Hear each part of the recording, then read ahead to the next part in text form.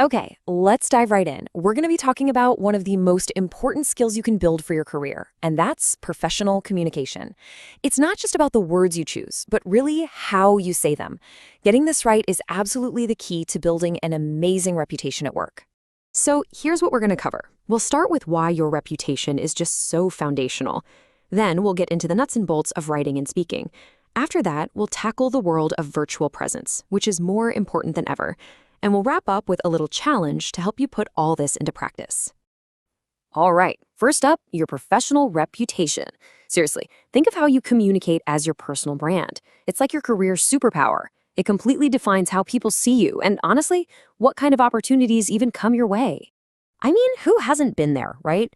You know that moment when your mouse is hovering over the unmute button and you just hesitate?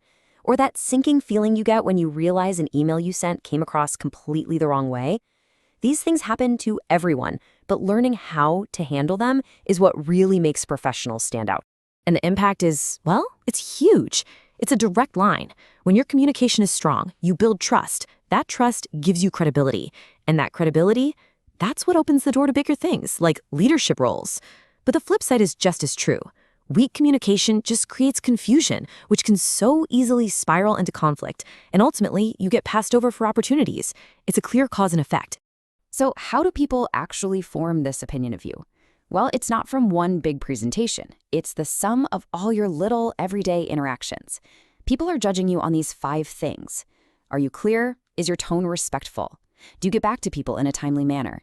Do you act like a professional? And maybe the most underrated skill of all, do you actually listen? These are the real metrics that define your reputation at work.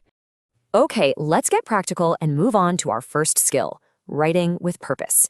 You have to remember, a lot of the time, your email is going to show up in someone's inbox long before they ever meet you in person. It is your digital first impression, so you've got to make it a good one. A really great email is like a solid building. It needs a good structure. And there are 4 parts. First, a clear and specific subject line. Please, no more vague subjects like question. Next, a formal greeting. Then, a body that gets right to the point. Keep it structured, maybe use bullet points. And finally, you wrap it up with a professional closing. It's simple, it's effective, and it shows you respect everyone's time. And here are the essential rules of the road. You've got to proofread. And let's talk about tone for a second. If you're feeling angry or frustrated, just step away from the keyboard. An emotional email almost never helps. Instead of firing off, "I can't believe this isn't done," try reframing it to something like, "Could you please provide a status update on this task?" See the difference? You're moving from blame to collaboration. And the other rules are pretty straightforward.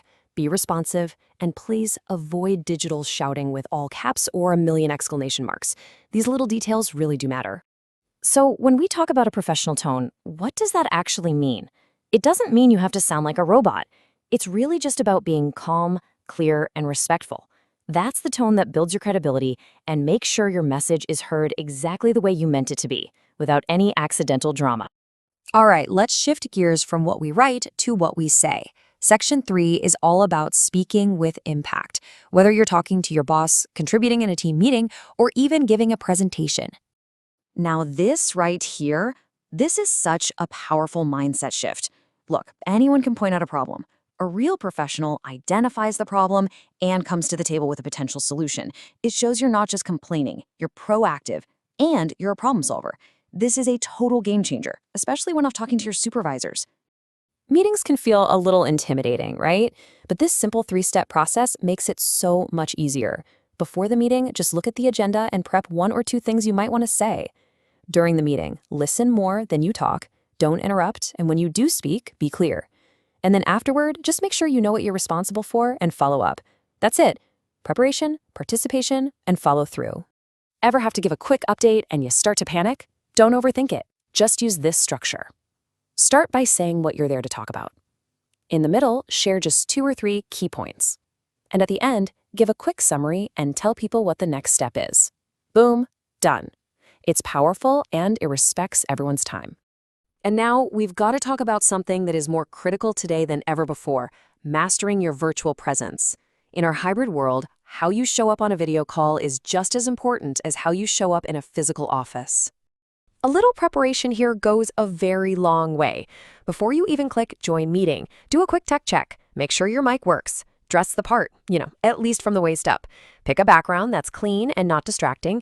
And always try to join a couple of minutes early. It just shows you're ready to go. Okay, so what about during the meeting? A few things are key. Put your camera at eye level. When you're speaking, try to look at the camera itself. It feels like eye contact to everyone else. Mute yourself when you're not talking. And this last one is a biggie. Avoid multitasking. It might feel like you're being efficient, but trust me, people can always tell when you're not paying attention.